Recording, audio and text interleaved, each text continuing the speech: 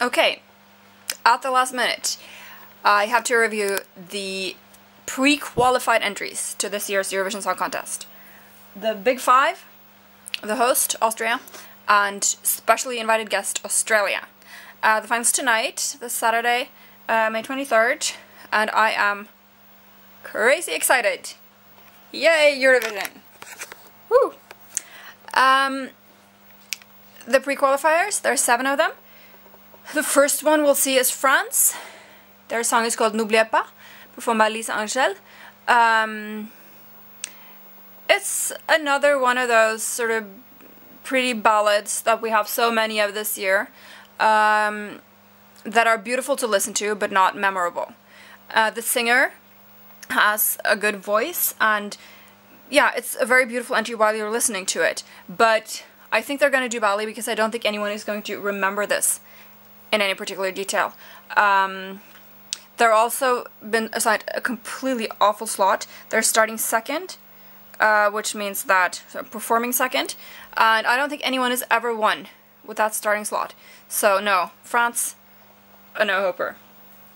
Then United Kingdom, represented by the song Still in Love with You, performed by a duo calling themselves Electro Velvet. The United Kingdom used to be really good, and for the past more than a decade have been mostly trashed. I don't think I'm putting it too strongly if I say them, but they've been mostly trash. This year's entry is... it's kind of weird because I do like it in the sense that I think it has a good beat and it's fun, but I think it's just a total no-hoper. I don't think anybody's gonna like this. I don't understand who they think they're going to appeal to with this song. It has kind of a fun beat, but also an annoying beat when it goes on too long. It's just, it really stands out in this year's lineup, but not in a good way. It's more like, what the hell were they thinking kind of way, which there are not a lot of other songs this year that make you think that. I don't know what the British were thinking. I'm torn because I enjoy listening to the song. I think it has a fun beat, but I think it's totally wrong for the contest, and I think that the UK is going to bomb, as usual. That was 5th place. Then, let's see, 12th is Australia. They're competing for the first and maybe only time with the song Tonight Again, performed by Guy Sebastian, and I love their entry. They're one of the big favorites to win, and I totally understand that, because the song is so cool. It's a great pop song. It's catchy. It just sticks in your brain immediately as soon as you hear it. Once the second chorus rolls around, you can already sing along. The singer's good. He has a good voice. He gives a great performance. He's confident on stage. Gives a good show. I think he's really going to get the audience going in the Stadthalle. And the audiences at home are going to respond to that too. It's just a great, upbeat, funny, happy pop song that is just so cool to listen to. And I think it's a great entry. And I'm so happy to see that the Australians sent some real quality for their first, and again, maybe only performance. Yeah, very happy with Australia. Great to see them in the contest, and great that they sent such a good song. Then 14th slot is Austria, our host.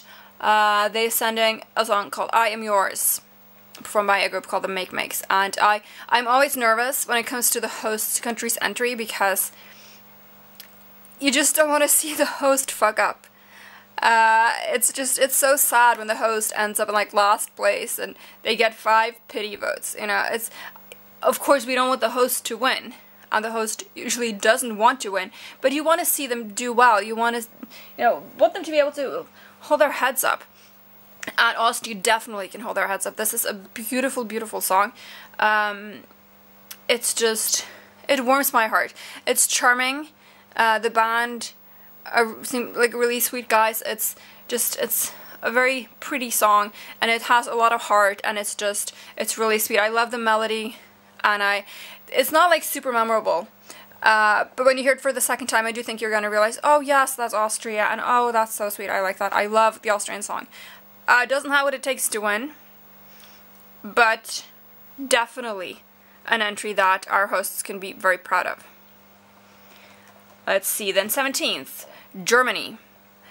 This is a really weird year because almost all of the pre-qualifiers are really good this year. That almost never happens. Germany has a great entry, Black Smoke, performed by Anne-Sophie. It's a little out of the ordinary. It has an unusual beat. I really, really like it. I think that it has a great beat, a good melody. The singer, she's wonderful. She has such a good voice, really, character in her voice. She gives a great performance. She's so confident on stage.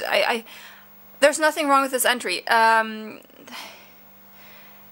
It's a little too out of the ordinary, I think, for it to be a winner. But I think they're going to do well. They deserve to do well because they managed to, unlike France, for instance, this year, they've sent a song that is the kind of song that the Big Five always have to send. A song that is like right there. You remember it as soon as you hear it. You don't have to hear it more than once. Very good entry from Germany this year. And let's see, 21st, Spain, Amanecer is their entry, performed by Edurne.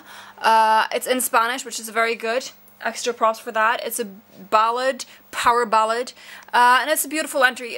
There's nothing wrong with it. I really enjoy listening to it, but I forget it pretty soon once I'm done listening. It's yet another of those songs that are beautiful to listen to, but you forget them pretty much instantly. It doesn't really have the hook that it needs to be remembered. So a very respectable entry from Spain, but yeah, no. I don't think they're gonna get anywhere much with it. Hopefully they'll do sort of middling well. Final song in the contest is also the final pre-qualifier. In the 27th slot is Italy, with the song Grande Amore, performed by their operatic trio, pop operatic trio Il Volo. And it's a really cool entry.